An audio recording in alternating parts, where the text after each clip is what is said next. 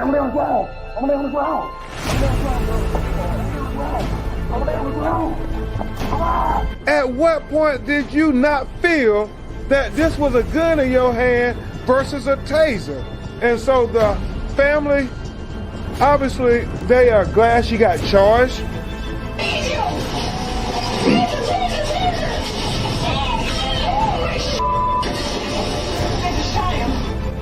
He was leaving the site trying to evade being shot at by these particular law enforcement officers who we believe did nothing but a straight out execution by shooting him in the back of his head as he was trying to get away in a moving vehicle. Now with breaking news overnight in the shooting death of Jonathan Price, a black man who was killed while trying to break up a domestic dispute.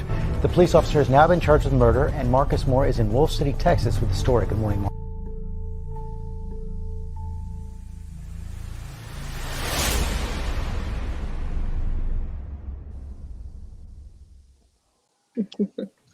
Good afternoon, everybody. Not good afternoon. Good evening, everybody, because it is now 8:03 p.m. Central Time. We are running live on Facebook and we're running live on YouTube tonight. Tonight, we are doing something new. I Am Corte Entertainment is presenting to you Troubled America. And tonight's episode talks about hashtag. Why I chose the title hashtag? Well, as we all know, there has been a lot of cop killings, police brutality, and a lot going on in the black community. And once something happened in the black community, we now become a hashtag. So this is why we chose the title hashtag for tonight. So to join in with us, we have a very great group of women from different age groups, different backgrounds, different race. And I'm going to let them introduce themselves to you all. So if you may, go ahead, Ms. Ross, introduce yourself. My name is Roz Rochelle. I am from Texas, and I'm excited to be here today. All right. And Alex, go ahead. My name is Alex Pope. I am from Texas, and I am also very excited. A little bit nervous, but excited to be a part of this. All right. And then go ahead, Miss Rhonda. My name is Rhonda, the Lighthouse Francis. I am here for it all. Living here in Texas, ready to get into it. All right. And then go ahead, Letitia. Hi, my name is Letitia Green. I'm from Texas, and I'm excited to be here as well. All right. All right. And then go ahead, Miss Kenya, Black Butterfly. Hey, that's what everybody knows me by. I'm Kenya, yes, the Black Butterfly, and I am right here in Texas, and I'm ready to get into it as well. All right, and last but not least, we have Miss Treasure. Go ahead. Hey world, my name is Treasure Bolden. I am from Illinois, but I'm living in Texas, so I am definitely ready to get into it tonight. Let's go. All right. So now that we're here, welcome everybody for tuning in with us. I will say this is a very interactive show, so I will see your comments down below. If your comment is in a negative way, we will not post them. But if they come from a positive place, I will show them up on the live. So please interact with us. Please share this video because we have a very good conversation. Tonight's show is based on cop. Oh my goodness. It's gonna get deep, y'all. Cop killings of Black Americans and minorities. Also, it's gonna touch on police brutality, rights in America, and how can we protect our young Black men and women. So let's jump right into it. Our first report tonight is Black people are 3.5 times more likely than white people to be killed by police when Blacks are not attacking or do not have a weapon. To my panel, how do you feel about it? And what do you think we could do to change that?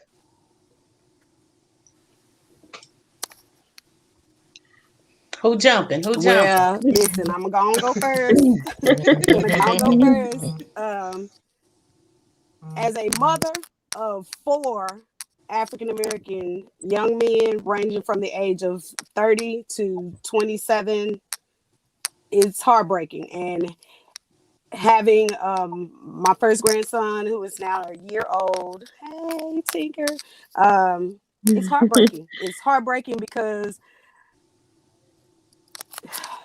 our children are not, our men are not afforded the same luxury as other men. And it's sad to say, but it's not just in America, but it's real bad in America, that when you see a African American male, you're more likely to feel threatened. You're more likely to feel that something is going to happen. You're more likely to feel that it's necessary for you to meet them with violence when it's unnecessary. There's a commercial that's going around, Procter & Gamble commercial, that says widen the view. You see a small part of our men in a store and you assume that they are one way, but you miss the big picture of who they are, their families, their children, their mothers, their fathers, just like y'all. They feel the same feelings. They have the same emotion. They want to go home just like y'all want to go home. They want to live just like y'all want to live. They want to, have jobs and businesses and leave legacy for their children the same way that y'all do. And unfortunately, they are not afforded an opportunity to do that more times than not. And I think it's even increased because I looked it up, researching it. It's increased even more than 3.5 times likely. The only difference between now and back then, because it's always been that way, is now we got a camera. Now they're getting caught on video. Now you can't throw the rock and hide your hand because somebody is watching and they see, and people are being more open to go ahead and show the video and stand up and say, this is not right.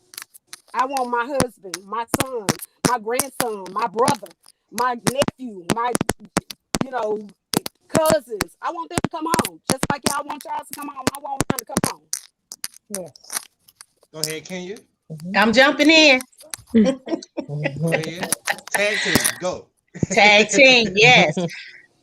Okay, we have to also realize that the police force was created during slavery times in order to control the slaves. That mentality from the beginning has never left. We are not considered as humans. I said this last week. A dog in the street, a mutt in the street has more value than a Black person. They will save that dog before they save us. Both of us are in the street. The dog will get the help first. That's how it is. Yes, that number has risen higher than that 3.25, but we gotta say it, and it's gotta be out there that the main purpose of the police. Now, I'm not saying that all are bad. I'm not. But the majority, their purpose is what? Their purpose is to keep Black people in line. And that's how they keep us in line, because that was what it was for from the beginning when the police was formed. We were supposed to be kept in line and kept on the field, kept in the master's hands, kept under that thumb. And so that hasn't left. And how do we change this? That's going to come from the top. We can't start it at the bottom. There's nothing that we can do down here. It's going to have to start from the top. Right. Right. All right. Go ahead, jump in. Right. You jumping in next. Go ahead, Alex. Me. So obviously I am an outsider looking in, but my husband is African American, and seeing the statistics on Black men being killed at a higher rate than white men, it's heartbreaking and it's scary.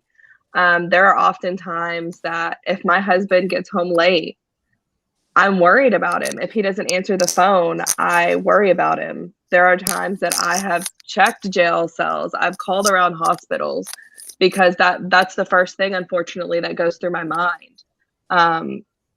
I worry about him getting pulled over. He works out of town. We live in the South where racism is very real and people are very open about it and do not care. It's terrifying to think that that could happen to my husband. And we have a son, and it's even scarier raising a child in this world because we have to unfortunately teach him that no matter what, he has to cooperate, even if he didn't do anything wrong, because society will see him as a Black man and not as a privileged white man. Yes, definitely. Can I jump in? Or, okay. Yes, to piggyback off what you said and what everybody said. First of all, I am a mother of a 5-year-old, and he has a really big fascination with police and firefighters. It's so hard growing up at that age, and also me being the mother. I don't know what to tell him sometimes about that because I worry the same thing. If his father doesn't come home at a certain time or whenever he's pulled over, I tell him all the time, if you get pulled over, call me immediately so I can listen to the conversation. I can know what's going on. I can know that you're safe. My best friend, he's a male. He just had a birthday not too long ago. And for his birthday present, I sent him a $50 body camera that you can use. It's on Amazon, just to let everybody know. It's a $50 body cam, similar to what the police can, wear when they wear body footage, so you can also protect yourself. Because, sometimes they see the phones and they get more aggressive because we have the phones. You know what I'm saying? I sent him that because I'm so worried about everybody around me, especially the men. I'm worried about my Black women too, of course, but especially the men. So it's definitely, disgusting, growing up. And like you had said earlier, it's been going on. It's just that it's more recorded now. We see it now. It goes viral now. You look on the TV, you see it on the news. This has been going on, but luckily we are getting in front of it. We seeing, because I can't remember, I'm not 30 yet. I'm just about 30, but I'm not 30 yet. But when I was growing up, just to give an idea of my generation, I don't remember seeing a lot of Black Lives Matter or something similar to that, or police brutality growing up. Like my son, he may see it on even like Nickelodeon sometimes. They have little logos in the middle of the corner and they support like Black Lives Matter or something like that, on his cartoon shows. I couldn't imagine being a 5-year-old growing up in the world of police brutality where you're starting off so young. You know what I mean? Like it's put into your head so young. Like I grew up to see that versus our children now growing up seeing it at a young age, And so it's just heartbreaking. It just really is. It's tough because, like you said, as a parent, as a mother, as a friend, as a sister, as a wife, we have to protect our people. Like we have to protect them. And like, how do we do that when the police force has everything they can use against us? Like, and you said earlier, you have to teach your son how to cooperate, even if he don't know, even if he didn't do anything wrong. That's sometimes I lose sleep at night because I don't know how to have that conversation with my son. Do I tell him to stand up for himself because he did not do anything wrong, or should I tell him to cooperate just to make it back home to me? It's so many cases where we seen the cooperation and it still ended in a tragedy. It's times we've seen the resisting and it still ended in a tragedy. So it's like, which way do we go? As mothers, what advice do we really give our children growing up? It's hard. It's hard. Can I jump in? So before I get to before you jump in real quick, let me go ahead and reiterate to the people who just now joining in. So our topic that we're talking about right now is Black people are 3.5 times more likely than white people to be killed by police when Blacks are not attacking or do not have a weapon. The question to the panel and to our audience: how do you feel about it, and what do you think we can do to change that? Go ahead, Leticia. Okay, so piggybacking off of what the sister just said, I have 6 sons ranging all the way from 20 to 6 years old, and a Black husband as well. And I'm always almost on the edge Like if they don't call me, like if I don't have their location, I'm like, y'all gonna make me go crazy, because it's just scary to know that they can walk out of the house and not return back. Not only am I afraid for, my husband and my children, I'm afraid for myself and my daughter. Even with my boys and my girl going to school, I chose to just homeschool them because it's so dangerous with everything that is going on. My children, sometimes they get emotional about it. And so we have to like do like little meetings with, especially with my oldest son. Okay, son, we reiterate to him how he's supposed to respond to the police officer. And I mean, the first time that we had to have that conversation, I cried like a baby. But my husband was like, we gotta have it. Just seeing my son having to practice to put his hands on his steering wheel, you know, to know that he could just go out there and not be doing anything and just lose his life. And my husband, he's a truck driver, and being out there on those dangerous roads, I mean, it's just like the sister said, it's sometimes like a lose-lose situation. And we're working effortlessly, like all of us having these collective panels, so that we can come up with strategies in our community, so that we can police our own neighborhoods, and so that we can mobilize our own communities. That way we can have strategies set up for this. Right. Who didn't speak on this? Ms. Roz, go ahead. I didn't. Yes. So I think that one of the main things that we also have to look at is that police, we have to reform the police department. Period. I mean, we have to educate them about who we are as people, because, like, I think Miss Rhonda, I can't remember who said it, but it's ingrained in history that. Let me take my glasses off. It's ingrained in history that that we're not to be trusted, that we're a threat, and so the only way that we're going to really be able to get that particular ideal out of their heads is that we literally have to reform every police department. I know, and that starts, like you said, from the top. It has to be supported by the president, by the government, the governors, by the mayors, all the way down. I know that in Camden, New Jersey, I was reading an article where they literally did that. They literally fired all the police officers and made them, reapply. Had to go through, racial injustice, education, and everything else, and their numbers went down as far as police brutality and murders and all of those things. And Camden, New Jersey, was like the dangerous city in America at one point, and they were able to do that. It took them some time, and it took so obviously people didn't agree with it, but at the same time, it's not going to really have any kind of impact, unless we really start to change from the top. Because I have a 24-year-old who's moved out of the house, and I am the same way. I'm always like, you haven't called me today. You haven't called, where are you? What are you doing? And he's like, Mom, okay. It also, I've educated my kids, all my kids. I have 2 daughters and 2 sons, since they were probably about 6 or 7. And also, I come from a generation of my mother, who I wouldn't say is anti-white, but I would just say she's pro-black, and she always talked to them about, racism, about being black in America, and all of that.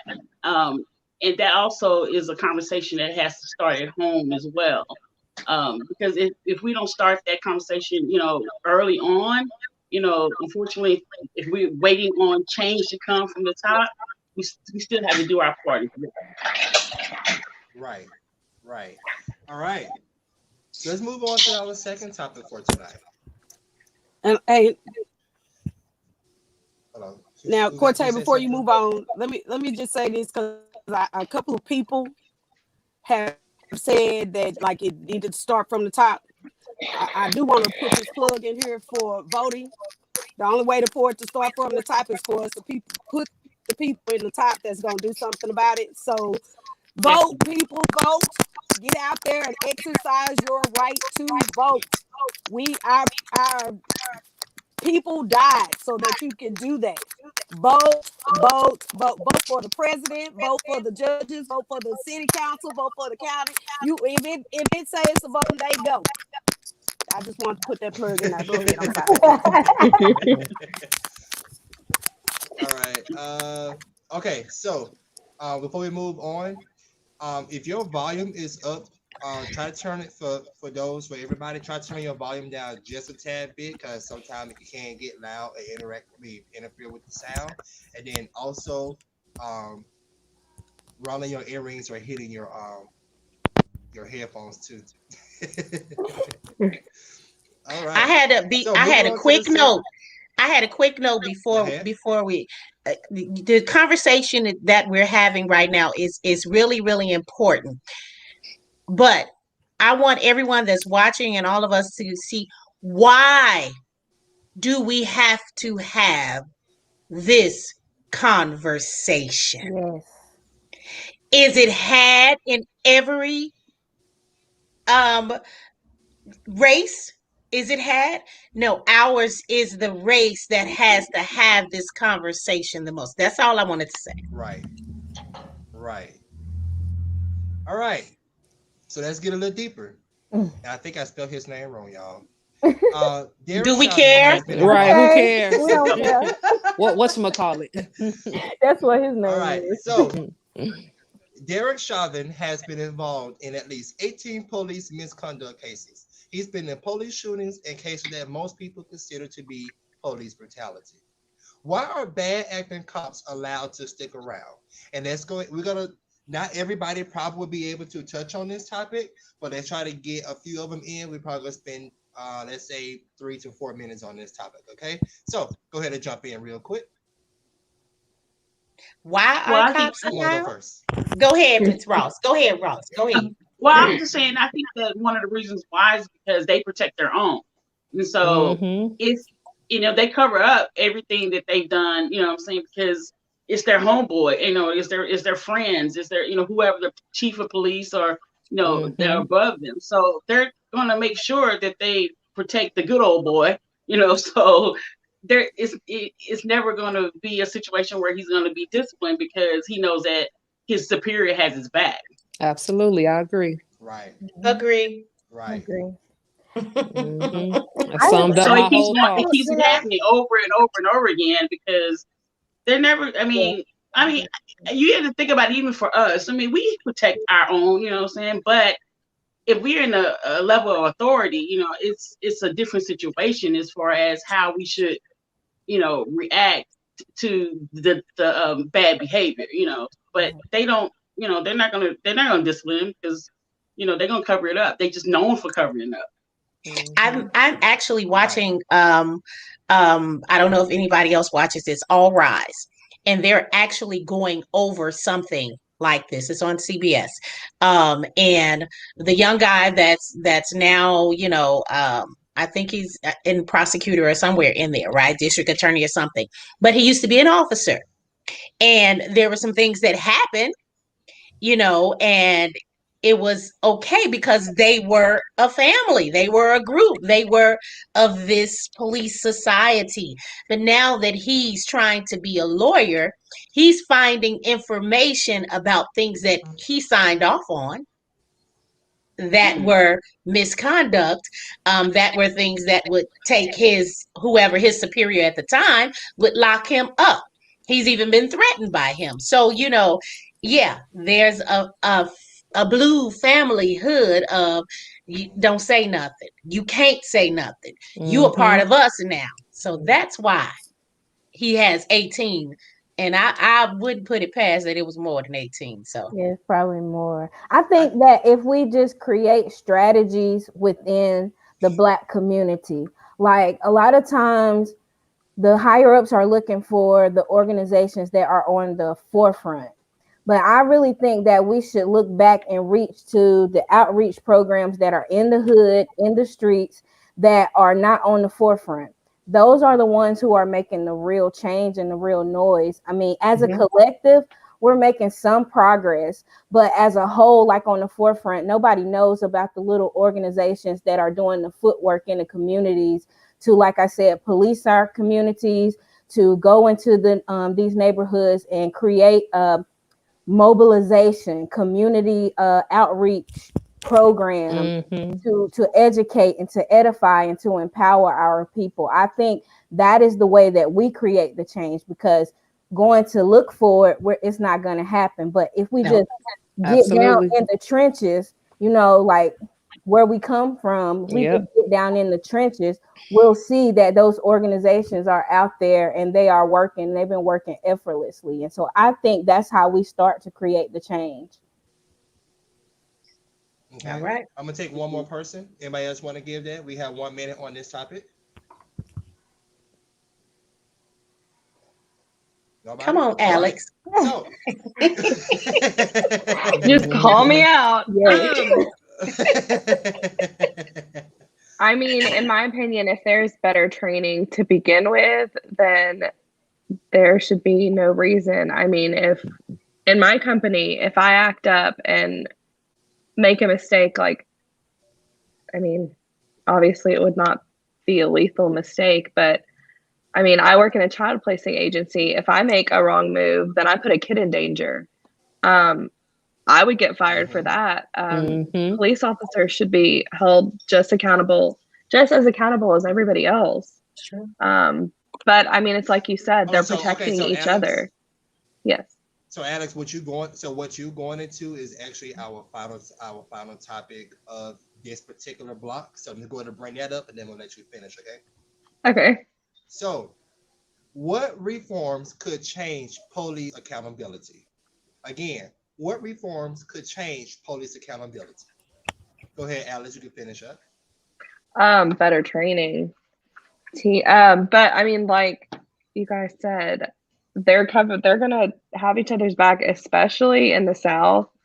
They're the good old boys. They're not gonna let anybody get their friends in trouble. And I mean, most of the time in these small towns, they grow up together their entire life.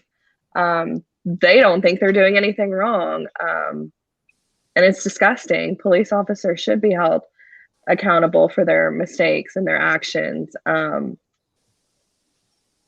Better training.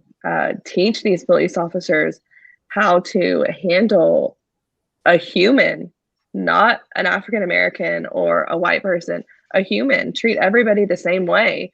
There should be no, oh, well, there's a black man holding a gun and a white man holding a gun. Because if you see the pictures in some of these protests, the white man can walk down the street with an AK-47 and be protected. But a black man with no gun is shot down. Yeah. That's a problem. I feel like, and I wasn't gonna give any feedback at all, but with this particular one, this particular question, I wanted to jump in. I feel that not only we should do better training, but I think every cop should go through some type of mental health training. Yes, training, I was so going to say know that. how to talk to, how to talk to. Well, not how to talk to, but how to calm a situation. So you won't have to pull the taser, or you won't have to pull your gun, or you won't have to pull your baton. You just simply walk up to that guy or woman and be like, hey, and just have a conversation with them to calm them down, let them know what they did wrong, if they did something wrong. Because nowadays you can get pulled over for having something hanging from your air freshener, and get shot. That's an actual law. That's an actual it's law. A law if there's, but it was put in place to give them a reason. It was put in place to give them a reason so that they could, because I have to have some type of probable cause. So the probable cause is, the law says you can't have this hanging in your. You know how many people have stuff hanging in they on their windshield? Come on, seriously, you gonna stop me for that? Out of all the things that you could, come give me a break. Right. But anyway, go ahead. I'm sorry. That works me up because we got 2 more minutes on this one. In my opinion, say that Corte, it's the old adage of do unto others as you would have others do unto you. Period. Pause, Right. because you don't want nobody to walk up to you and just assume that you are whatever, that you're trying to hurt Exactly. them. You don't want us to look at the Exactly. police and assume that the police are gonna try to kill us, so we fire back at you first. So Hmm. we asking for special treatment. We asking for the same treatment that you want for yourself, for your kid, or your brother, or your whatever. That's it. Period. Exactly. Do me like you want to Exactly. be Exactly. done. Exactly. Exactly. Boom. Go ahead, Miss Ross. You Exactly. had something? Oh, I was going to say that, I thought about this in the sense of, if you're watching an NBA game and you see LeBron James, if LeBron James goes into the audience, and chokes a fan because they heckled him, they're going to fine him, and then they're gonna not pay him, just suspend him for so many games. I think that sometimes if they knew that they were going to be either discipline and no pay or discipline being fined, I think it would change some outlooks on how they would handle things.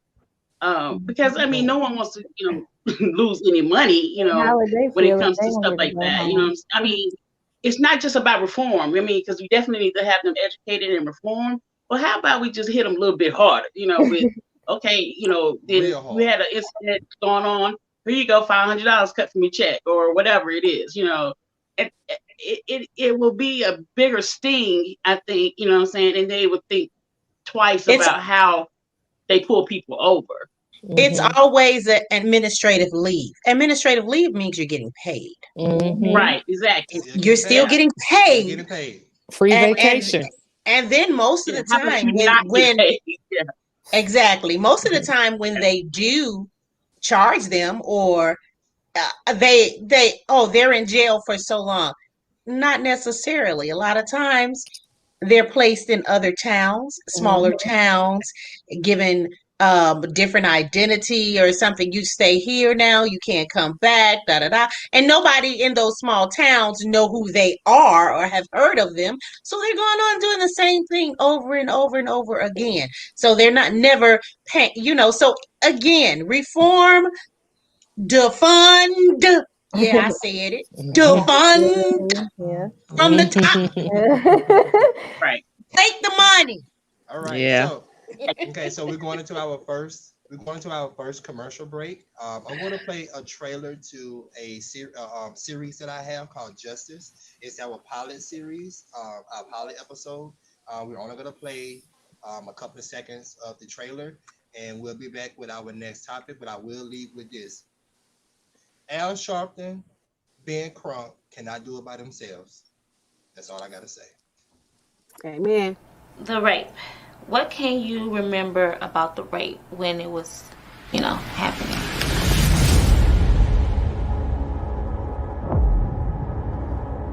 We just gotta stay on track and all of this will be over real soon, okay? Yeah, you're right.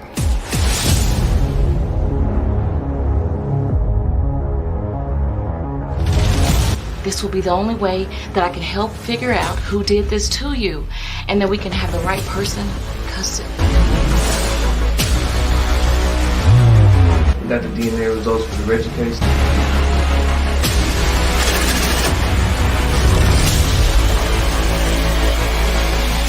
Admit? Admit to what? There ain't shit to admit to, or what the hell is going on here? Why am I even a suspect? I already gave a statement to Lieutenant Harrison already.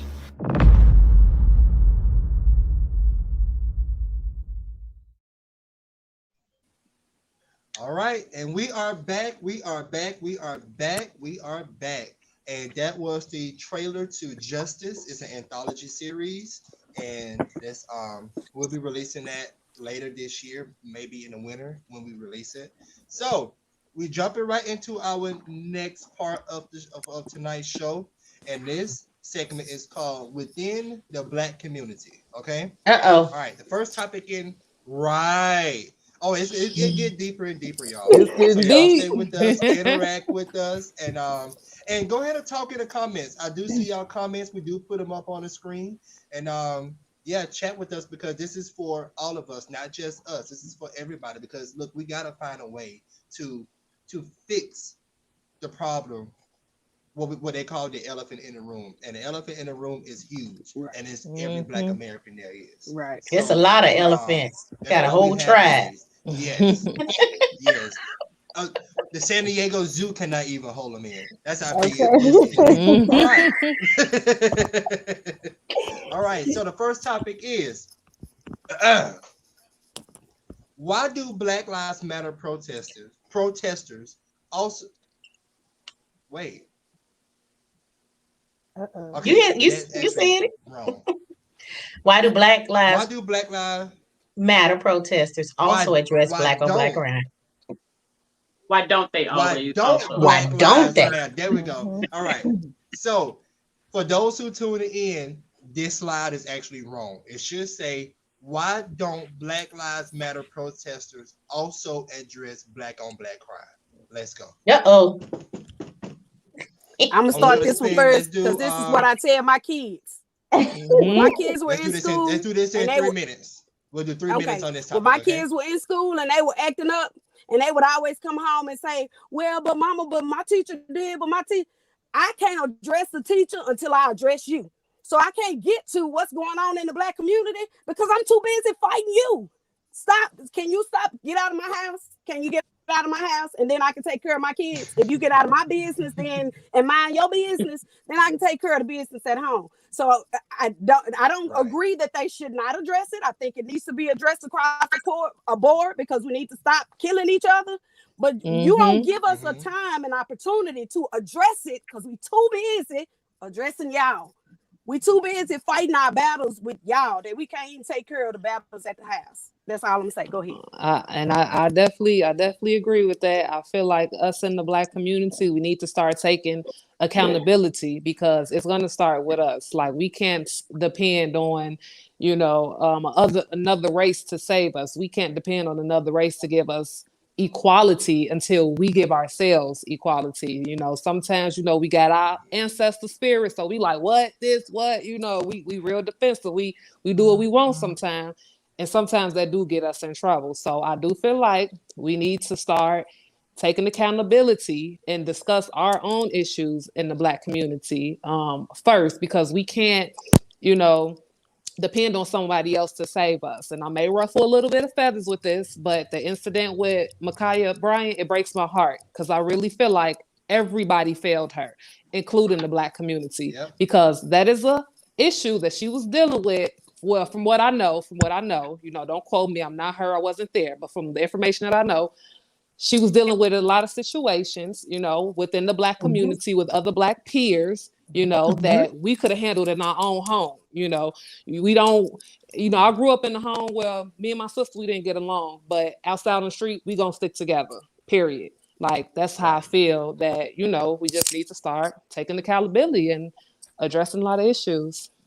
Accountability is the key thing to me for our community. Like I said, getting in and getting with the people that are doing the work and not looking over them, because we've been trained this way. We've been trained this way to look at our people as a competition, and it makes no sense. And it's like we have to always live in survival mode because of that. And so accountability, we got to get in ourselves and we got to train. First of all, government don't belong in our presence. Government doesn't belong in our family structure. Government doesn't foster care, none of that. They're all about the dollar. That's all it is. Have first-hand on experience with this. Come on now. Them and been fighting them because they have no place in the Black home or the community.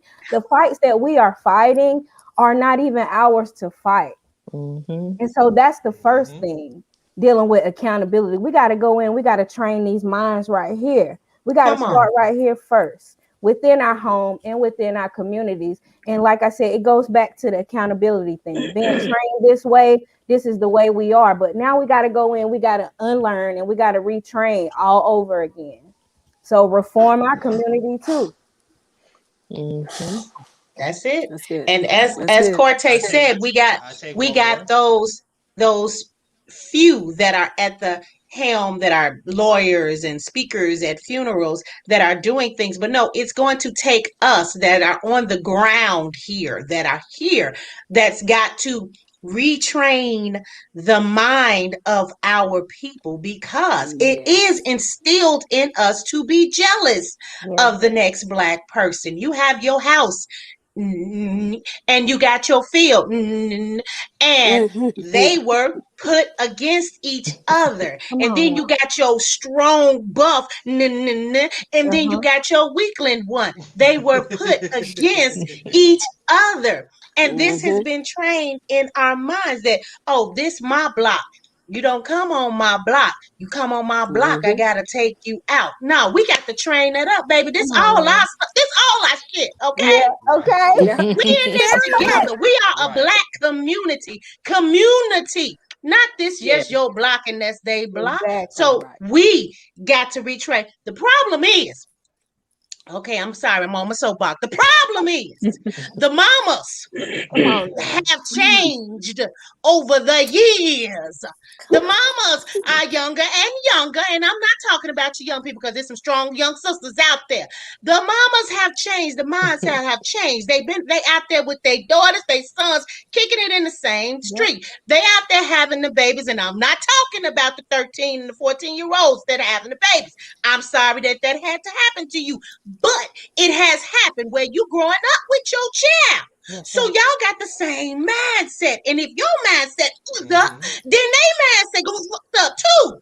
Okay? So now we, as the strong Black community, got to come together and change the mind of these ones that's out here with their sagging pants and the girls with the implants and all the hair weaves and all of that kind of stuff out here trying to live the life of the hip hop rapper man out there, and they ain't got the mentality to have $5. You know what, y'all? You gotta do a part 2 because we're gonna talk about the generation that dropped the ball now. Because come on now. But it ain't even the age though, because it ain't the age no 12 more. and 13 and getting married and raising families, so the age ain't got nothing to do with it. It's the mind.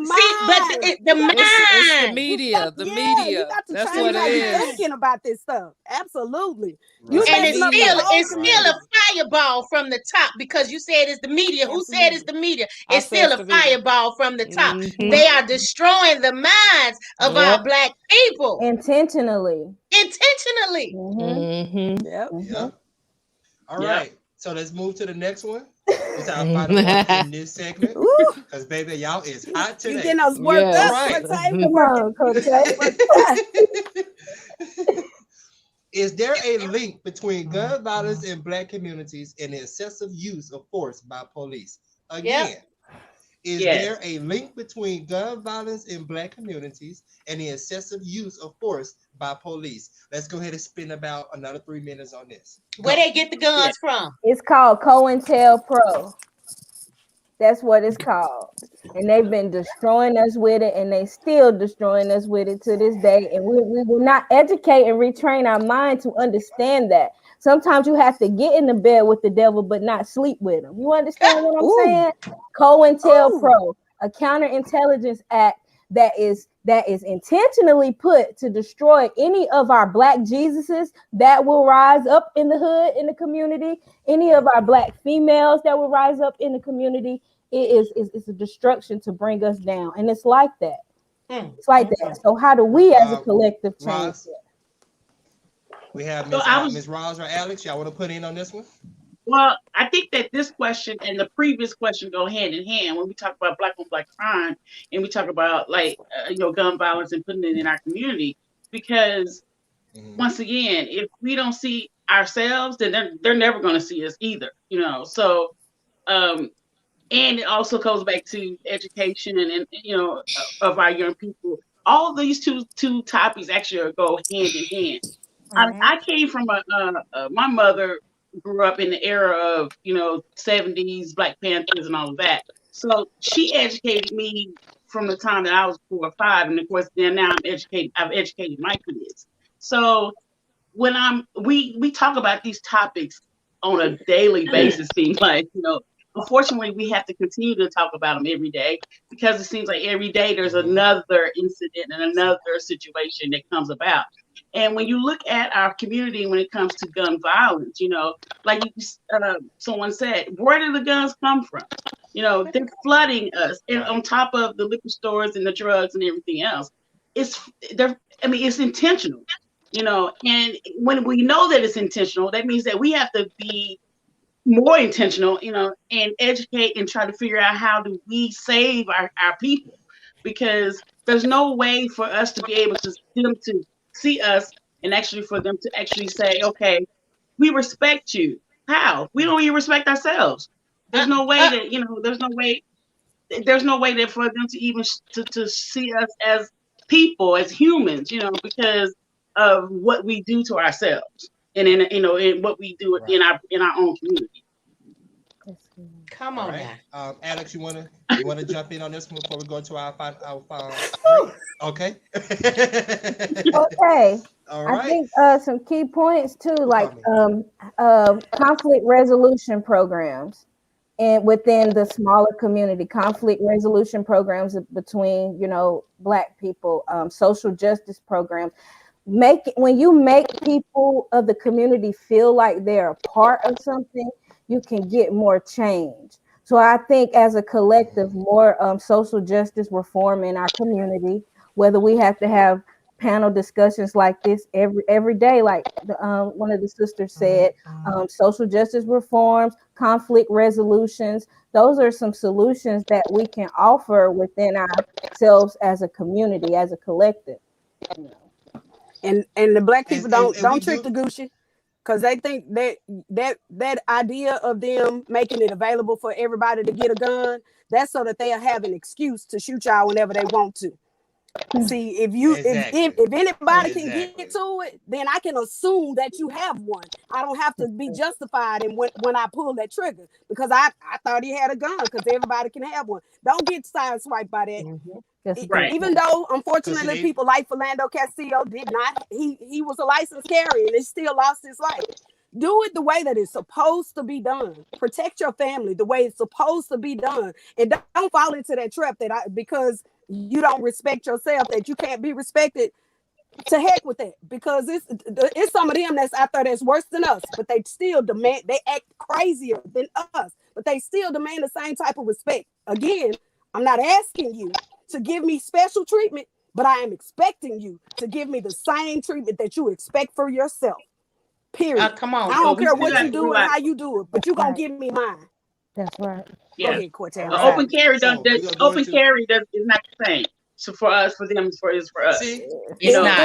That's why I say don't get tricked. To play off of that, that is surely a trick. That is surely a trick. Go ahead, Alex. I'm sorry. Go ahead, babe. No, you're fine. To play off of that, after Alex, we're gonna do our break. So my husband, he is African American, and he recently got his license or concealed carry license. He's very fascinated with his gun. It's annoying.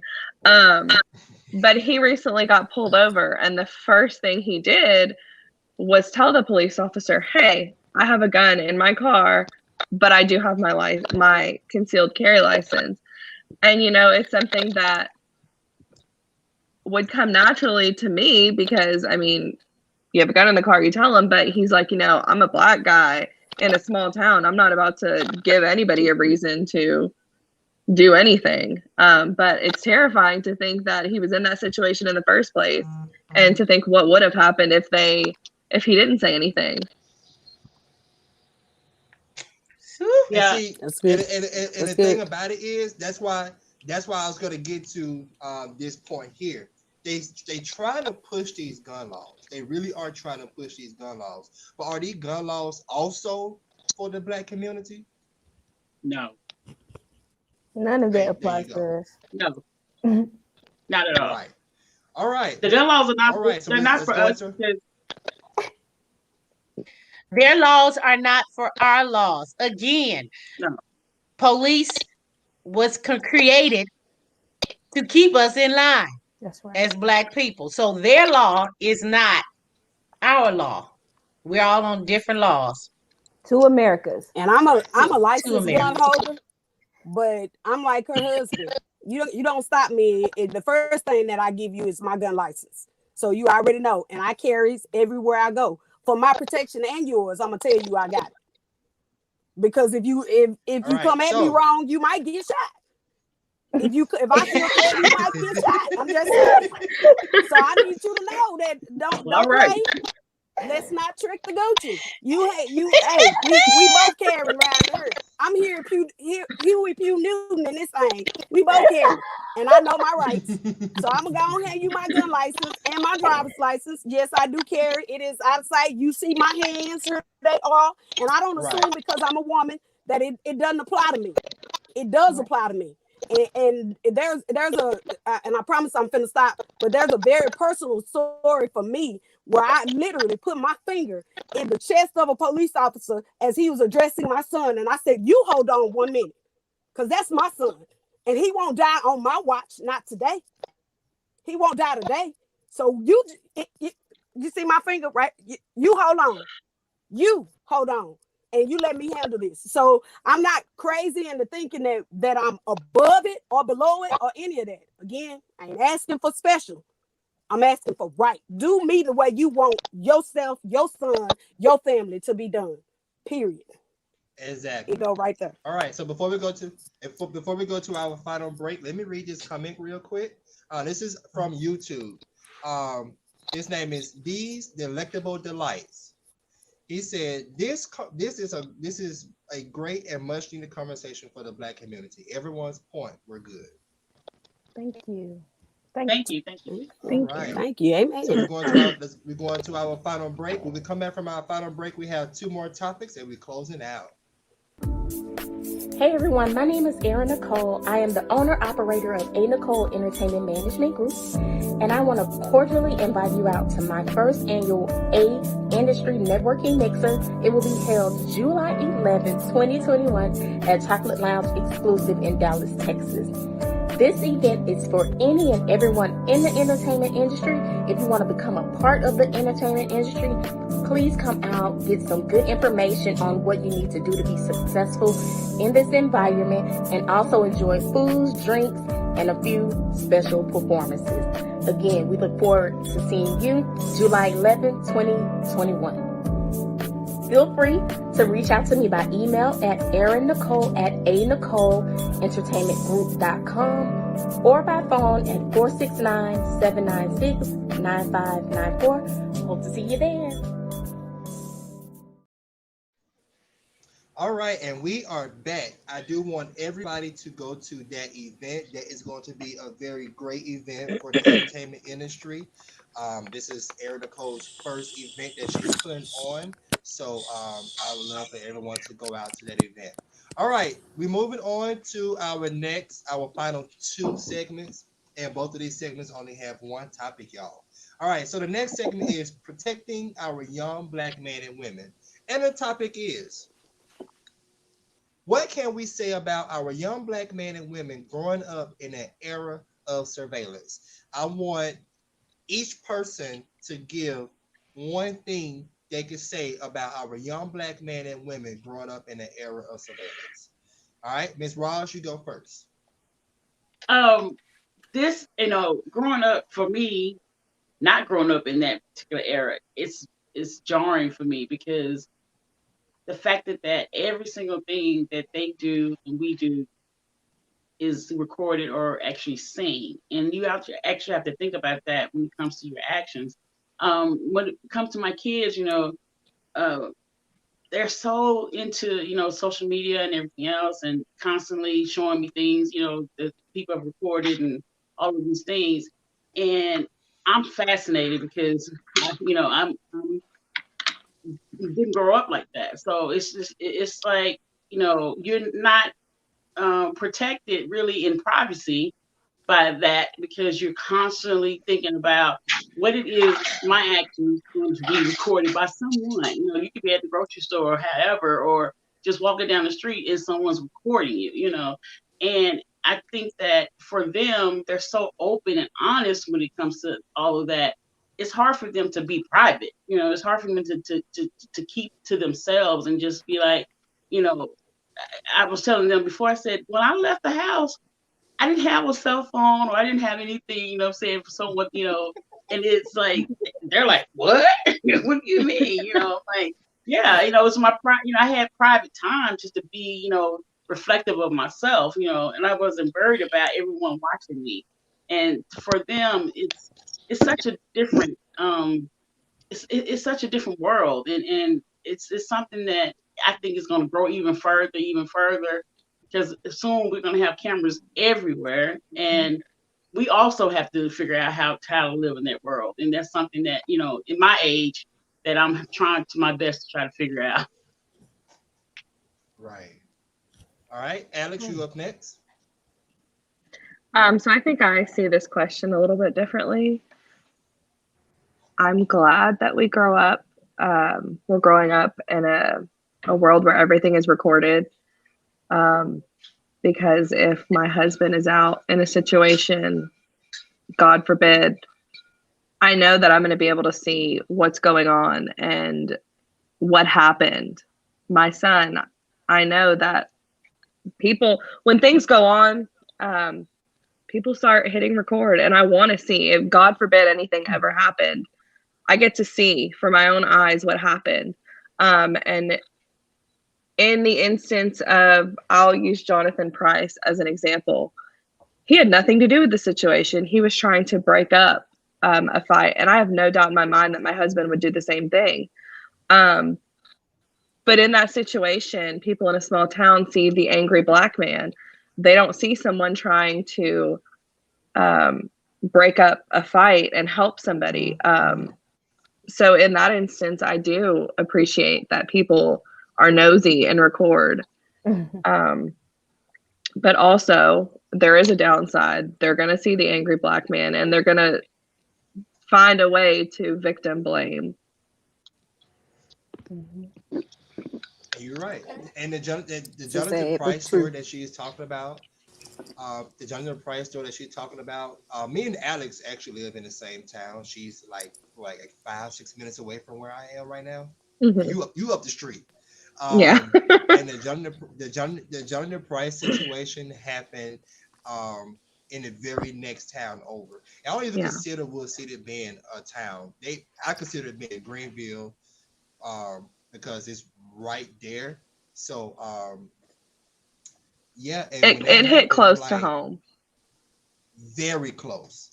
Very close, because we heard all these stories, and with us being this small town, we hear all the stories on TV, and we're like, oh, I hope it don't happen here, blah, blah, blah. I'm sorry for that family. And then all of a sudden we hear this story, and that's right up the street from where we are.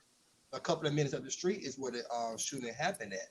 So it's getting scarier and scarier by the day. And now it seems like it's happening over and over and over almost every day. Because just in 1 week since the guilty verdict from Derek Chauvin, we heard a killing almost every day now. Mm-hmm. So it's too much. It's too much. Ken, you're next. Surveillance. What I would say, well, right now at the day and time that we live in, that's all that the young men and women know now.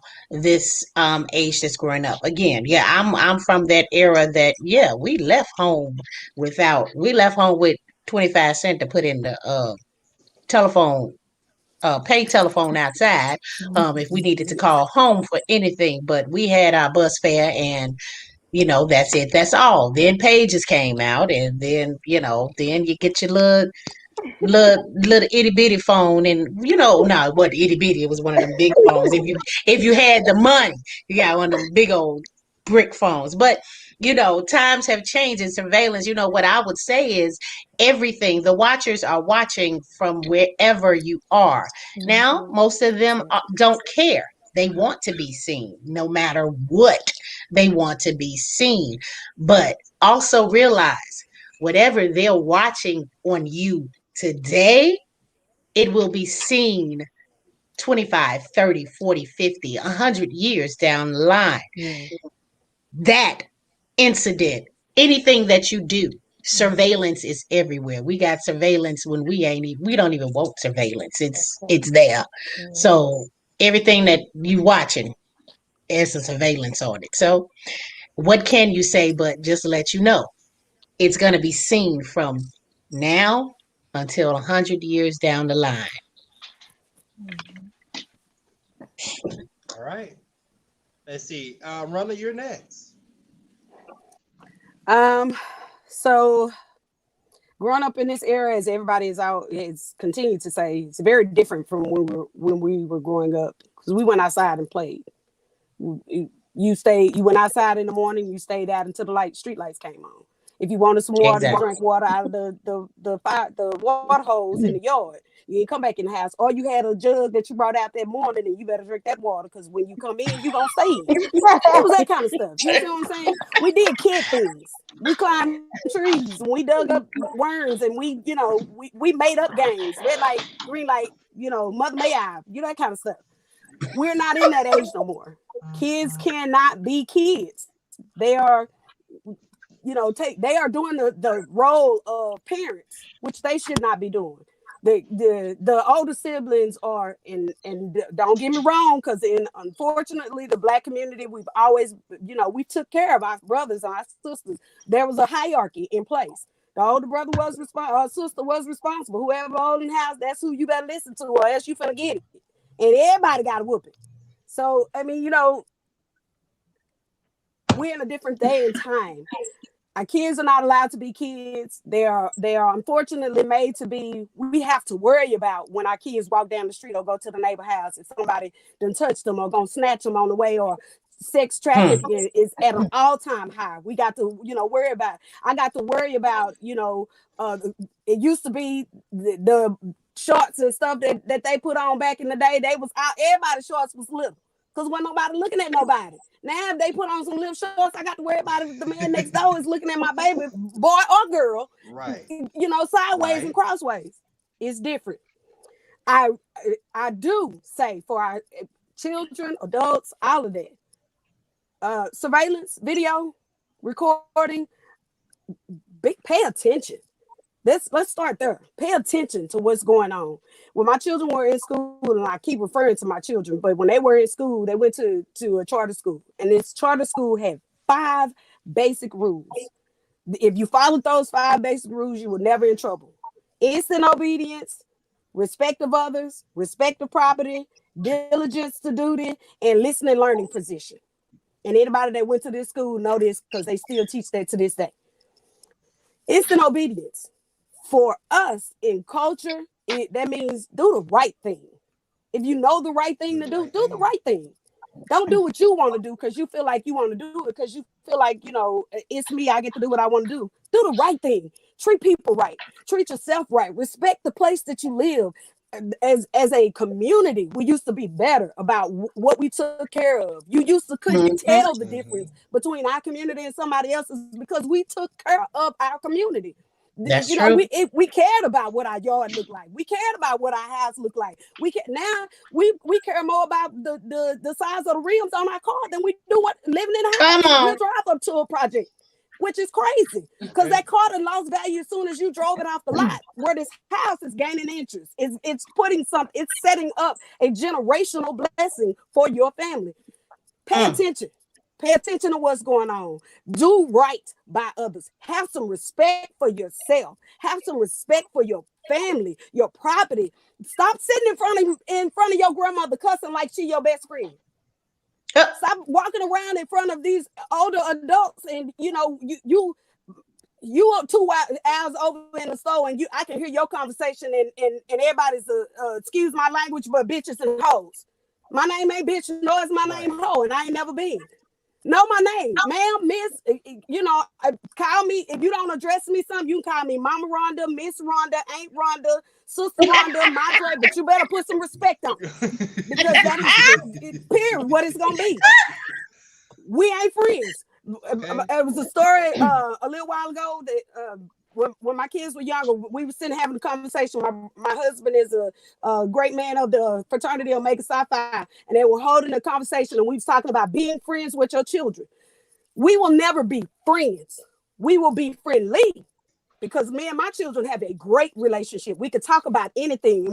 But there is a level of respect that they have for me as their mother that they will never cross. Not because I'm just so holier than thou or that I treat them in any kind of way, but because I taught them that respect is given and then respect is earned. If you don't know how to respect somebody else, you can't dare ask nobody to respect you. Give the respect and then you can earn it in the same respect. I give respect, so I expect respect, period. Then the listening learning position. When you stop learning, you die. So if you ain't in position to learn something other than your stuff, or just because you grew up with it, don't make it right. That just make it old and what you grew up with. We are ever evolving. The world is ever changing. Things are ever being made different. We're dealing with stuff in our life now that we have never been able to do it. And I'm gonna start with this regular president that we just got rid of. We ain't never, the office of the president ain't never been so embarrassed ever. Even if I didn't vote for Bush, but I respected him. I don't understand. I didn't vote for Ronald Reagan, but I respected him. He was the president. Come on, girl. And I respected him. It's trifling in some of the stuff that he did. I respected the office of the president of the United States until 4 years ago. I don't understand. When did we lose respect for those things that should be respected? So, video, pay attention, be respectful of yourself, your stuff, your property, take care of your people. Stop acting just out crazy and like you the only one living in this world, because you're not. We are a conglomerate of people. Love who we are, love who you are. We got to do better. We got to do better. And yes, it got to come from the top down, because excuse my language again, shit rolls downhill. However, in order for me to get the shit cleaned up upstairs, I got to vote for these Negroes down here. I got to put these people down here in place. I got to put the ones that's going to make the laws where I live in place. I got to put the ones that's going to do something about what's going on in my community in place. Because I promise you, as much as I love Joe Biden, he don't care nothing about what's going on where I am right now, because he don't live here. He don't even know what's going on until something big or explosive happens. And then it becomes a topic of news. So I need to take care of the stuff right here in this community. And then I need to take care of the stuff over there and the stuff over there. And so I'm putting everybody, I put people in place. The Offset, Prudence, I love you. The village needs to be in place. Come on now. It used to be a time when we didn't mind for our neighbors. So if your kid got in trouble, they got in trouble up the street. They got in trouble on the house next door, the house down till they got to you and they got in trouble again. Now, I don't even know these people. I don't want you whooping on my kid. That's the first thing that they say. Get outside and go meet your neighbor. Know who live in your neighborhood. Know who comes, who your kids gonna be around. My kids can't go say, Mom, can I spend the night over so-and-so house and I ain't met their parents? Excuse me? No, you cannot. Absolutely not. I need to know what you're teaching, because we might not be teaching the same stuff. You might not have the same values, and if you don't, then I don't need. Listen. Last thing, and I'm finna be done. If I can't whoop your kid when they come to my house, don't send them to my house. Don't send them over my house. Don't send them over here. If you expect me to feed them and you expect me to take care of them, then you better expect that I'm gonna tear that tail up if they get out of hand. I don't beat kids. I let kids be kids. But if they get out of hand, they start breaking my stuff, I'm gonna have to go and we're gonna have a conversation. And if you don't want me to have a conversation with them, keep them at the house. Is all I'm saying. Keep them at home. Don't say I'm saying. I'm through. Teach them some manners. You know what I'm saying? Come on now. Come on. And stop running up. We need it too. Your neighbor, because your kid talking about they Go talk to your neighbor. Go find out what did your kids say that had your neighbor be talking crazy to them. Go talk to them. What's going on? I'm through. Go ahead. Amen. I think I'm gonna put a show together for parenting, because listen. All right. Yeah. So before we move to Letitia and Treasure, we have two more comments. Well, as Rhonda was talking, she gave her very good "I Have a Dream" speech. Stephanie said she agree with everything you say. Trey said, "Well, hello." Let's see here. So, and then we have this comment from These Delectable Delights again. He said, I'm glad that the white sister was a part of this conversation. When is the next show? Is this going to be weekly? Because this is definitely needed. Corte, great topics. All the ladies did excellent. All right. We'll talk about that at the end, okay? All right. So go ahead, Leticia, you're up next. Okay. Well, I will say that I'm thankful for the surveillance. And so, one of the most important things that I teach my 7 children is to always pay attention to your surroundings, always know what's going on. And I show that and I practice that through my life on a daily basis by setting my house up as a backdrop. They watching panopticon. You know what I'm saying? They're watching. They're constantly watching. Even like the sister said, even when we don't want to be watched, they're watching. So I teach my children to always be aware of their surroundings and to just live your life like you want a movie, because that's where we at right now. Live your life like you want a movie. How would you, what actor or what actress or what actor would you be in a movie if you had that? And so I teach my children that, because we are always being watched. And I'm definitely thankful for it because it gives opportunities that we never had access to coming up. It helps them to be discovered in their giftings as black children. They are so talented. We are talented as a people. So being under surveillance constantly opens up more legacy and opportunity for our children, for our youth. All we have to do as parents is teach them in that way, in the right way, like we do, and trust and know that they're going to go in the right direction, because this is the world that we live in. And we have to just find ways to strategize to get through it and to live through it, because the cameras are not coming down. They never went down. I'm just glad that we have the cameras too now, because being, in our communities, not, think about all of the young girls who went missing that we don't know. What about all the guys and stuff that's been raped by the cops or raped by the government or anything that we don't know? But now, like we all have said, that it's on surveillance now. And so that's why I'm very thankful, because now you can't you gotta live righteous. You know what I'm saying? You're gonna be watched. You might as well embrace it. Tell your children to embrace it, because this is where we at. What are we gonna do with it? We on camera. I tell my children all the time now, you on camera. What you gonna do with it? What you gonna do with this opportunity? Are you gonna be stuck doing something stupid? Or when they show that camera on you, is that gonna make you a star and shine bright so that you can create change in the environment? That's what I teach my children. So that's what I would say about the youth and listening more, because now they have access. My 9-10-year-old has access to information that I might have missed.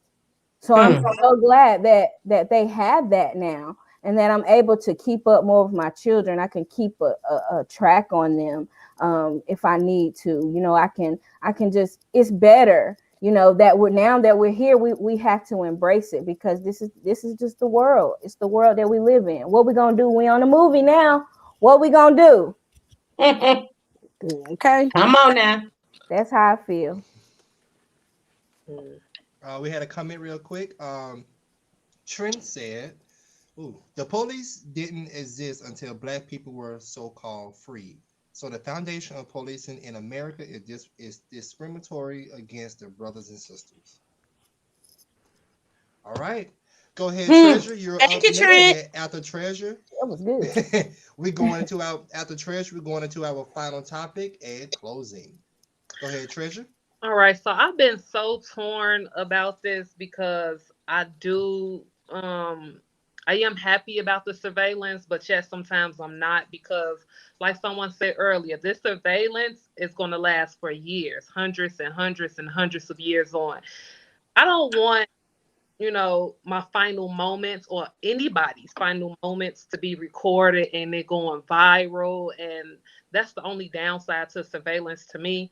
The upside of it is, of course, you have proof to say what exactly happened, to show what happened, because like we all established earlier, the boys in blue, they stick together. So when we have these bystanders or these witnesses that can come forward and testify and show what really happened in the police brutality situation that ended it.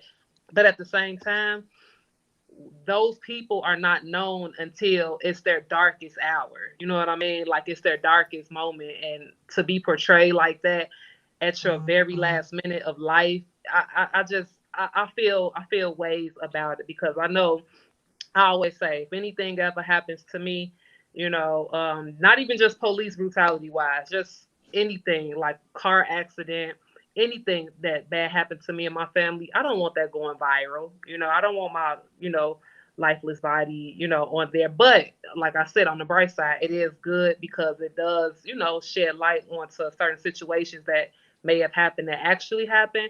So I just feel kind of torn about the whole situation of surveillance. All right. All right. Now, y'all ready for the final one? Come on with it. Yes. Here we go. How should African Americans achieve equality? Again, Ooh, child. how should African Americans achieve equality? Let's talk on this. We have let's do 3.5 minutes on this. Now you know. Let's go. Now you know. This is open discussion. This is open discussion. Let's go. Collectively creating programs, Black community reform, social justice programs, actually listening to the youth in the community, and the outreach programs that are actually putting in that footwork without the funding and all of that stuff. The ones that don't have the funding, those are the ones that are really putting that work in. So search for those organizations. They're out there. Conflict resolutions. I think every person with a business should offer that at least once a month in their business, conflict resolution, so we can know how to actually stop hating and killing each other, because we don't know that. So that's my take. Right. That's good. Right. That's real good. All of that. Those are all good points. I believe that it's all in education as well, because education is at a low in Black communities anyway. So we got to start there. We don't get the same education as the upper class does. Well, that's what they call themselves, the upper class, but I believe we are the class. But anyway, you know what? I'm not gonna go militant on y'all tonight. Yeah, education. If we can get the education there, so our youth and just learn something, and something that's going to take them on. I've heard people say that, why do I need an education if I can't use it? If I'm not going to be able to use it. That's another thing. We have so many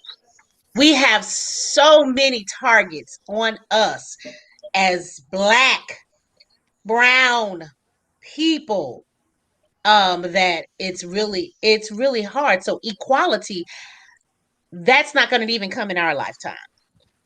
It's not going to even come in our children, those of us that have children. Right. It's not going to come in their lifetime.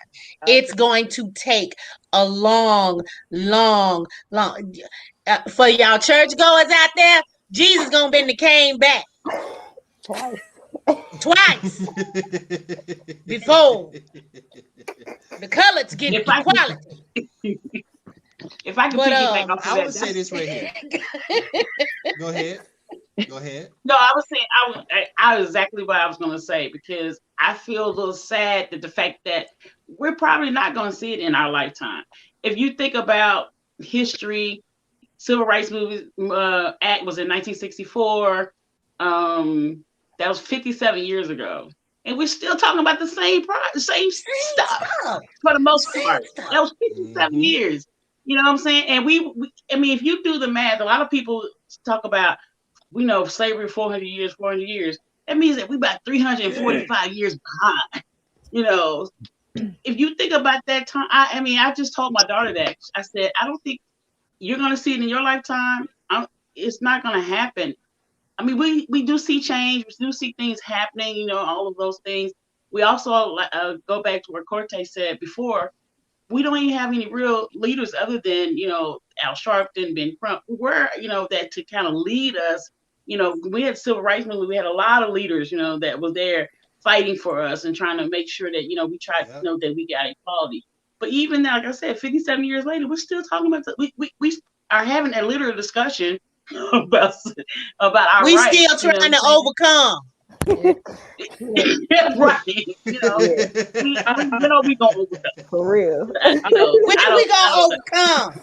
I really believe and I would fight, like you said, for a very long time, because in order to establish equality for Blacks in America, we first have to abolish racism. And that's something that I don't think is going to ever change, to be honest with you. To me, my opinion on racism, it's a uncurable disease. It gets passed down from generation to generation to generation to generation. Like you said, we've been fighting this good fight for a very long time. Still talking about the same, you know, from Rodney King up to, you know, who to name now, George Floyd. You know, you understand what I'm saying? I don't think that the foundation that this country was built on, to be honest, I don't think we'll ever see it in America. We can always improve our community, you know, as Blacks. We can always come together. And like you said earlier, with the media literally teaches our children from young ages. Like I keep telling y'all, my son is 5. When he's in the car with me, I do not let him listen to any of the music I listen to, because I can understand that it's entertainment for me. You know, I don't live by the stuff that I hear, but I don't want him to hear that and imitate. Oh, I want to kill this brother. Oh, don't trust this B word. You understand what I'm saying? When they learn that young, they grow up, it festers. You know, they live that in their everyday life, and that affects the next young man or the next young lady growing up and stuff like that. So for equality, for me, the only thing we can do is improve in our community. But I don't think, like you said, we'll never see it in our lifetime. That's for sure. Hopefully, we get to see it from the heavens above one of these days or something, our ancestors or something. But equality in America, I'm optimistic about it. But I don't know if that's ever going to really happen, because, like I said, racism is never going to go away. That's something that this country was built on racism. Exactly. America was built on racism. And I'm kind of upset that our VP got on there and repeated what that man said. And if y'all didn't see it, go find it. But we ain't gonna talk about that. That's gonna be on the next show, because I'm really upset about that situation. That's a conversation within itself. We gonna talk about that on the next one, because I'm upset. Just her. Next episode. I'm about to burn my chucks and pearls. So don't tell me about it. Let me go listen to it first, because I ain't heard it. Listen. Listen to it. I'm burning my chucks and pearls. I'm burning the chucks and pearls. You're gonna be heated. You're gonna be heated. So let's go ahead over here to Rhonda and Alex. Y'all have anything on this? Because Trent got a good one down here. But y'all go ahead, hurry up now. I'm trying to get to it. I'm gonna get to it. I'm gonna get to it. Go ahead, Alex. Oh. I don't know. When we talk about slavery, I mean, we learn about it in our history books. It's something that you think, oh my gosh, this was so long ago, but it's really not.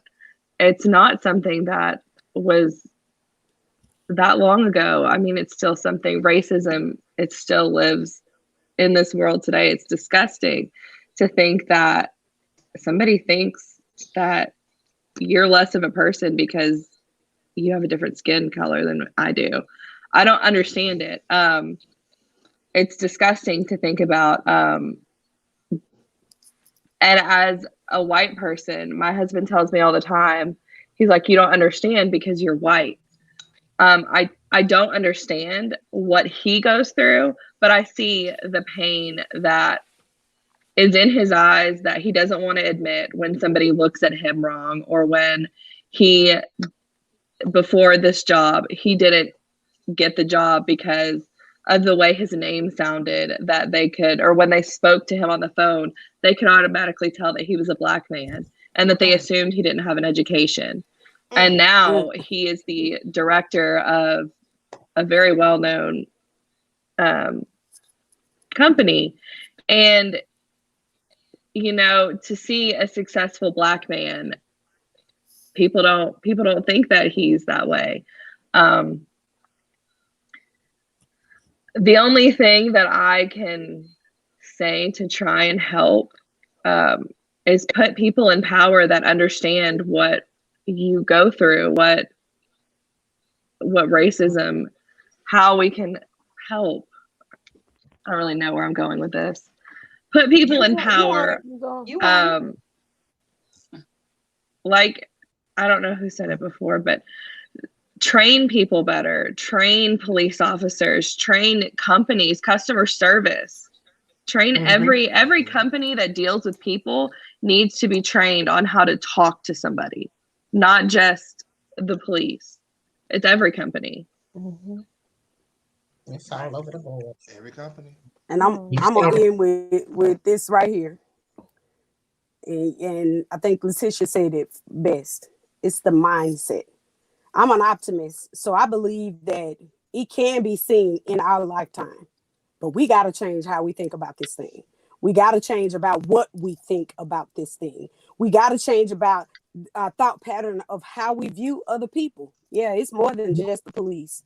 It's businesses, it's hospitals.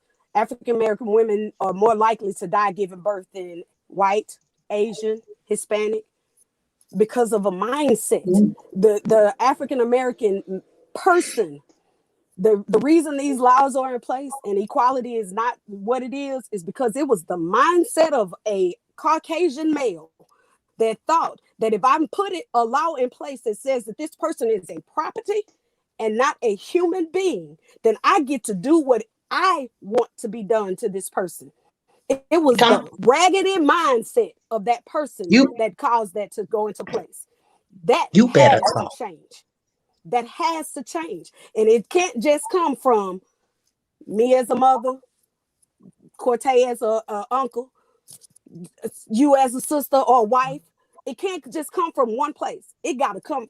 And the fact that y'all saying that without knowing what she said, that IVP said something, it can't even just come from the place. Even though they need to be in there, it can't even just come from the people that's in authority, because they get in authority and then politics come into play. You forget why you're there. You forget what you're supposed to do when you got there. You forget the people that got you there. So it's the mind. It's got to change. We got to expand the view. You got to see from the view that I see. You have to walk a mile in my shoes. You have to appear, look at it from the perspective that I look at it. No, you'll never understand if the shoe ain't never on the other foot. There was an incident where a young lady in I was going to say the city, in a place in Texas, she falsely, and she was an African American woman, she falsely accused a trooper of doing something to her. And we was in a total uproar. She lied and she made us look bad. And how many times Karen did that? How long have we been complaining about Karen? Calling and saying that somebody did something that a whole city in Florida was burnt down because Karen didn't say that Joe did something that he didn't even do. So the mindset of everybody has to change.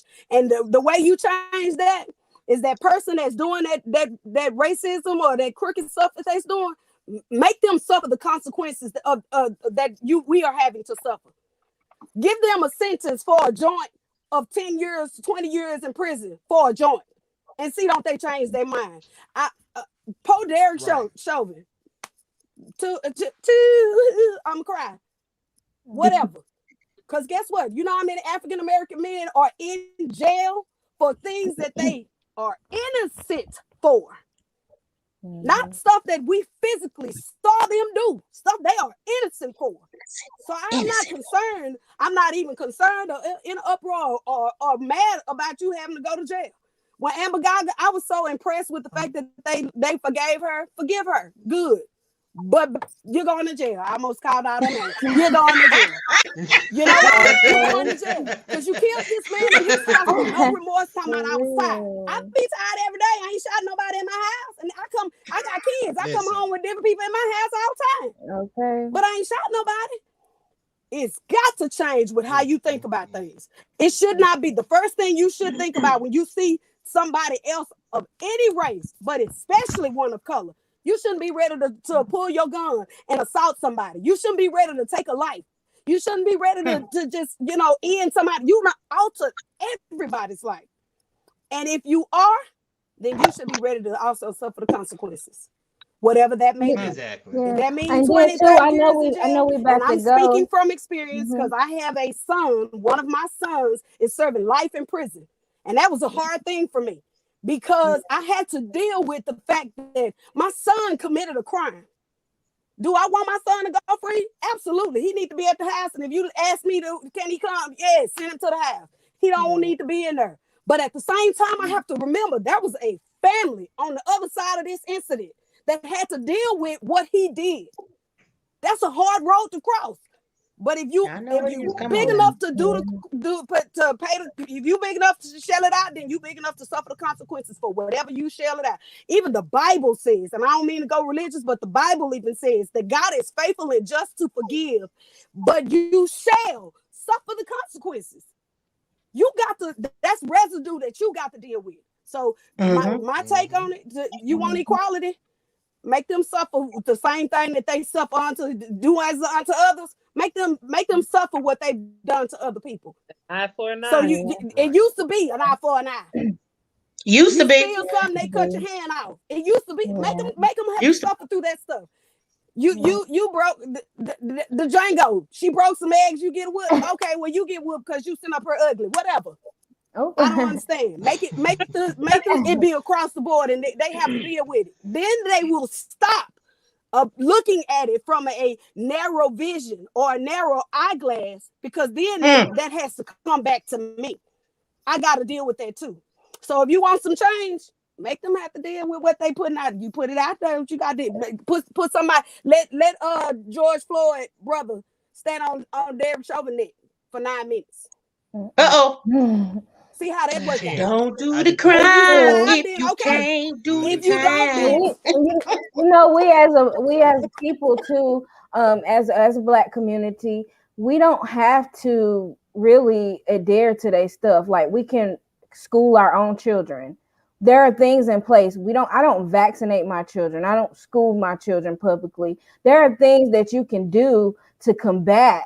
You don't have to live the American way. But it takes a lot of strength and tenacity. But you absolutely do not have to live and adhere to the things that the stipulations that they are putting on you. I'm a living proof. You know what I'm saying? And I've been through the foster care system with my oldest children, having my oldest child at 13 years old. And I've been through it.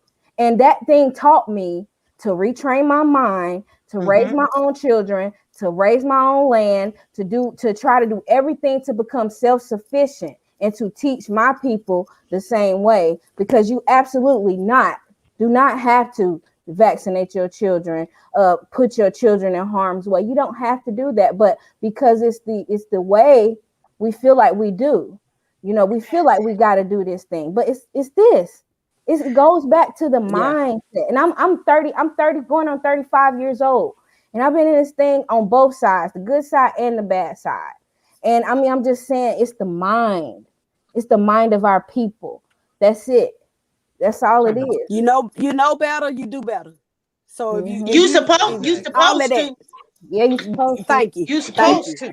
If you know better, I say that all the time on my show. You supposed to. When you know better, you're supposed to do better. And real quick though, but I just read that in the Jim Crow law, and I said this on the show too. In the Jim Crow law, there was a stipulation in there against the black people that if black people had money, it could be taken from them.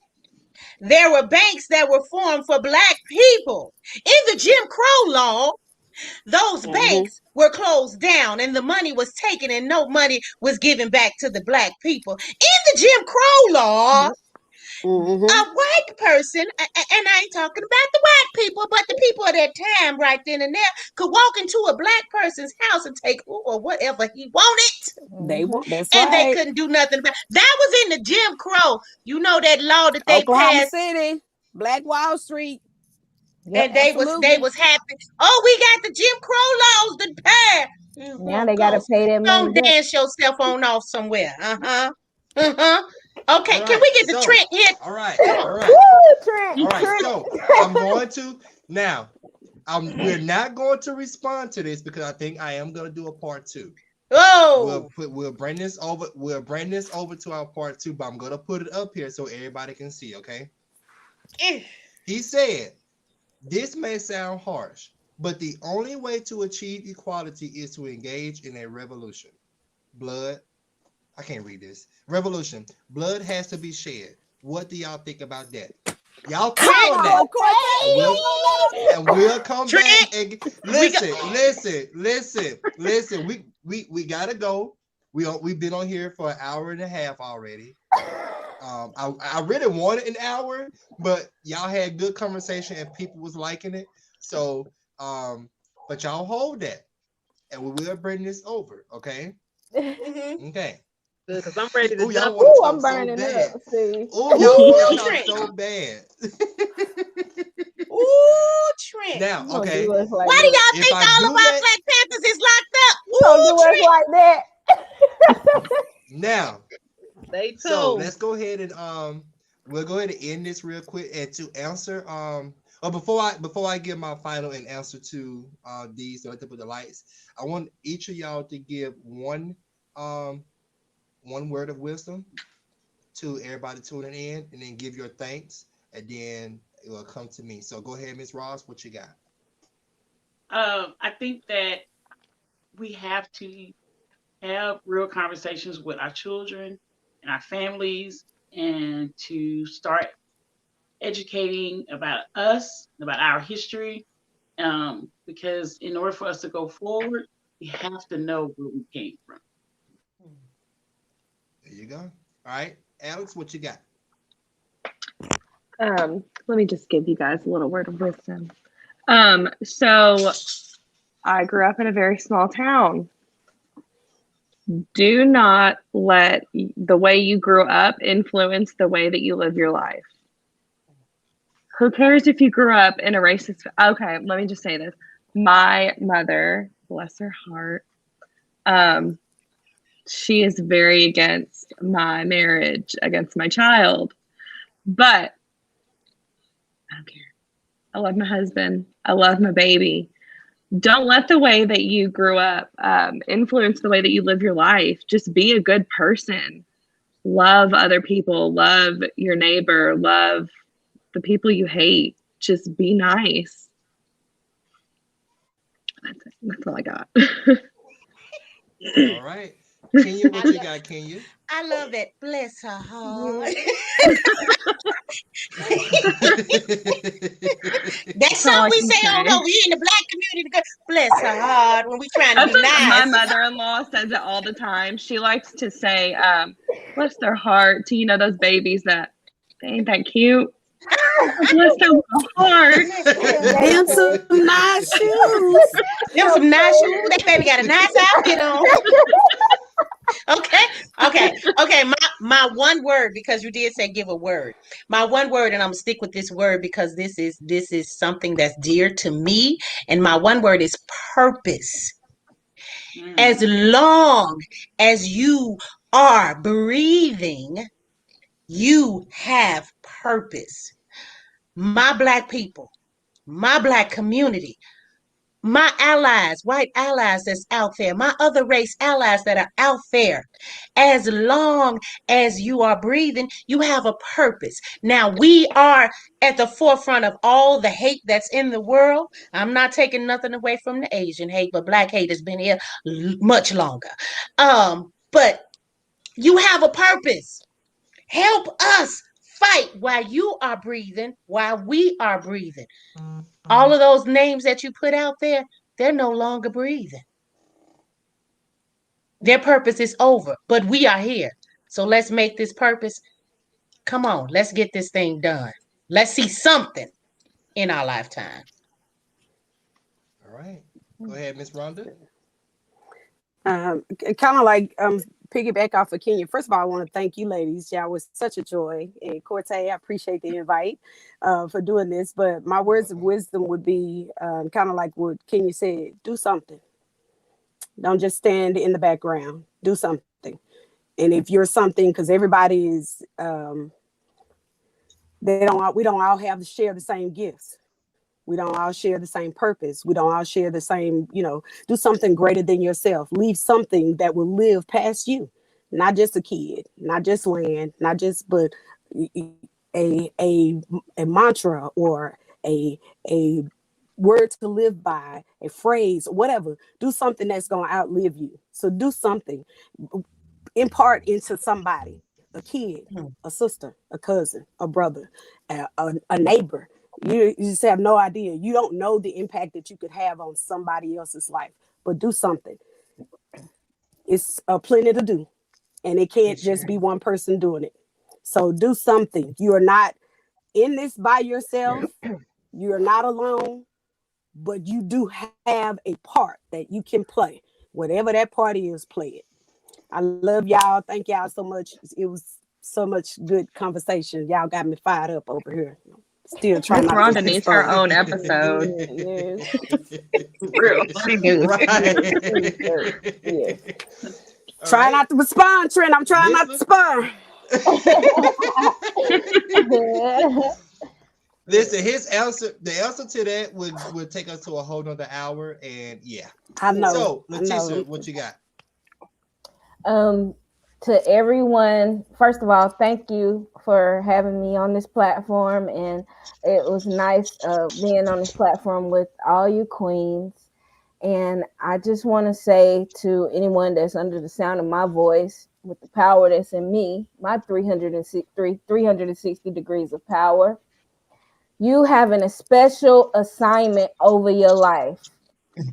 You have a set number of souls that you are accountable to reach. In whatever capacity it is that you serve your purpose, serve it. Because we are not promised 1 second to the next, 1 minute to the next. Always know what you're doing and always have a purpose and always be intentional about your words, about your movements. Always pay attention to your surroundings and listen. Because God speaks in the most subtle ways to people we don't even think that God will speak through. Just listen, pay attention to your surroundings, know that you have a purpose and a destiny for your life, and always remember about the souls that you are accountable to. Get that mind. She said what she said, baby. Okay. All right, Treasure, what you got? All right. I just have a very, very simple motto that the city that I'm from, we all say this motto, and it's very simple. To be aware is to be alive. And when I say aware, I mean be aware of your surroundings, know who's around you, be aware of your rights. If you get pulled over by the police, don't let them talk you into anything. Be aware of your heart, your purpose, like everything that everybody has said. Also, be aware of your history. Know who you are as a Black man or a Black woman. The very first thing that they teach us in school about Black people is what? That we were what? Slaves. Slaves. But we was more. We kings, queens. Way more. That is not about history. Be aware of history to better know who you are. Don't listen to this music. Don't listen to the media. Don't listen to your cousin if he tell you that you're not a king or a queen. Don't listen to none of that. Know who you are. Know that you have a divine purpose in this world. And your purpose is not the stereotypes that they constantly force down our throats as men and women. So just be aware and be alive is my quote. Cortez, where you find all these good women from? Listen. Where you find all these women from? We need to be. Baby. We need our own show. Push the view and the talk to the side. Come on now. All right. I have one comment that just came through, and I'm basically happy about this comment because she is a Caucasian woman as well. That's my niece, by the way. I agree. Oh, that's your niece? Okay. Yeah. So Miss JC said, Miss JC Colette, oh, I hope I said her last name right. She said, I agree. America is trouble in so many ways, and change should, and she put in parentheses, shall be made. People need to see white people aren't the only Americans. Equality is an American right for all Americans. I speak up, but as a white woman in law enforcement, a woman, my voice isn't heard that much. That's true. That's a lot. That's very true. That's a lot. All right. So we have come to the end. Thank you, JC, for that comment. It's a very powerful comment. Thank you, Trent, for your comment that got these women so ready to just crack the screen. I do want to thank Trey's Place for tuning in. Stephanie Jonatas. I hope I said her last name right. D Delectable Delights. Thank you for tuning in. Those are Miss Sandra Hart, T Rose.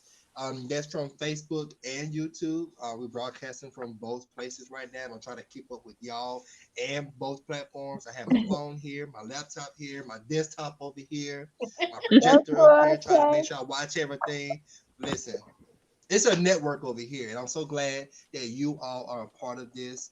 I actually been sitting on this for a minute to do a panel of people to talk about real things this deep without holding back, and I was very glad with the response, happy with the response that I got, but I was so happy that Alex responded, and when she responded for her husband, but I'm like, no, I want you on the show because it would give that other side of the conversation that we're going to need. Because here's the thing, if we can educate one, that one can educate the next, and so on and so on.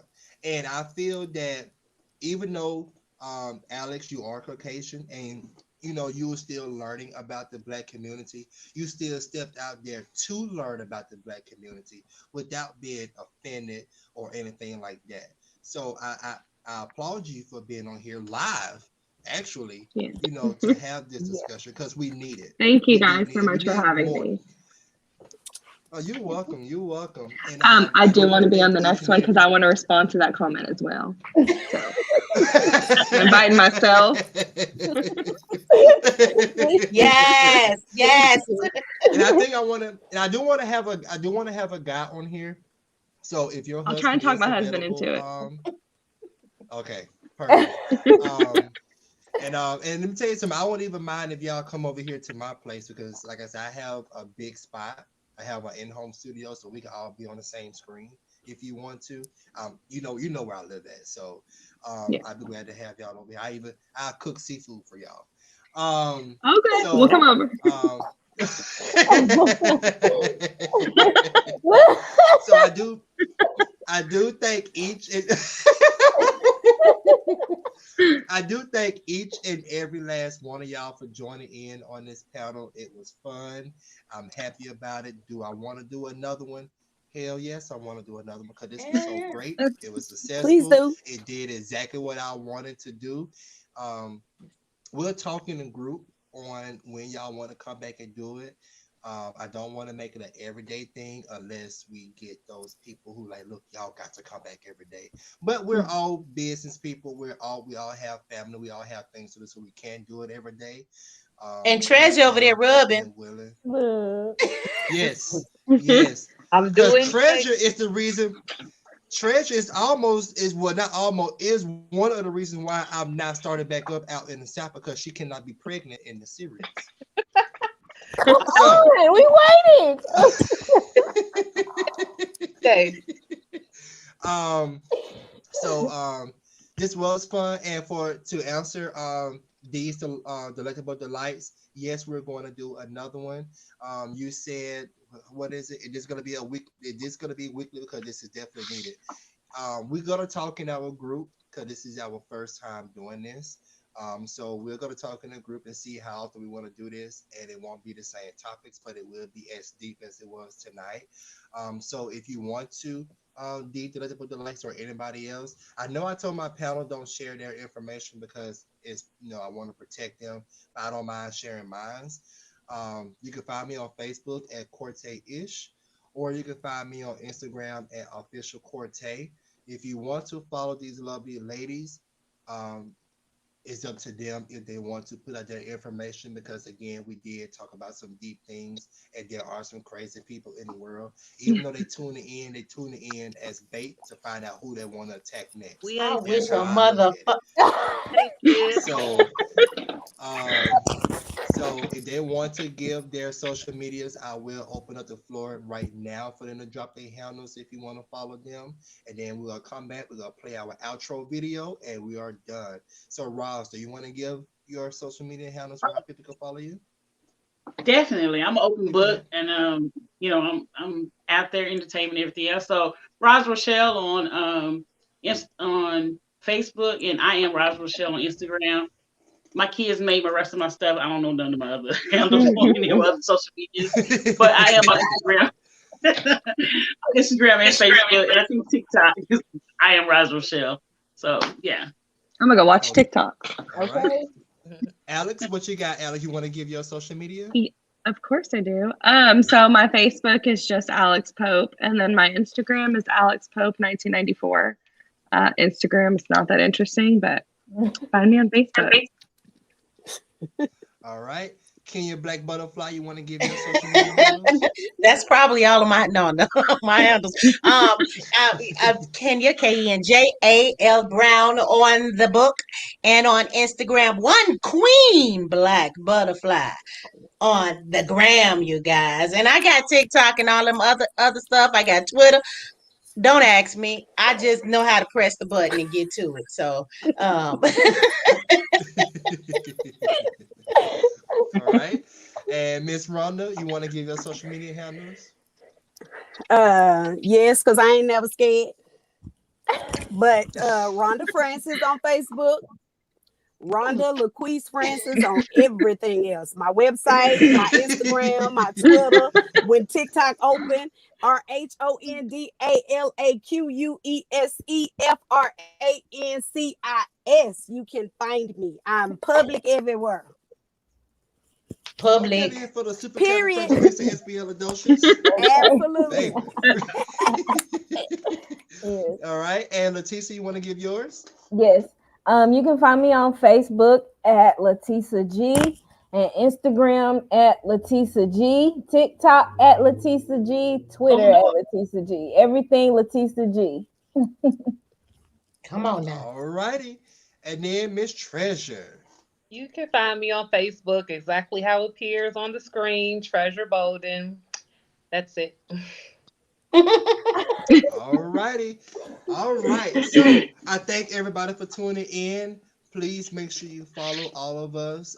We are going to come back and do a part 2 and a part 3 and a part 4. So please don't y'all log out yet, okay? Don't y'all log out until I hit in on the live. All right. Okay. I want to talk to y'all for a second. So y'all enjoy our outro video, and we'll see y'all next time.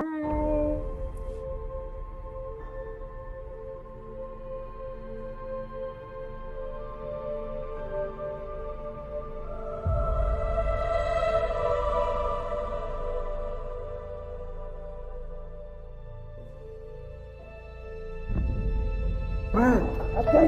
I'm on the ground. I'm on the ground.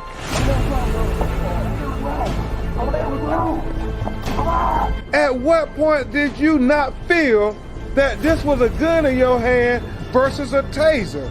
And so the family obviously they are glad she got charged.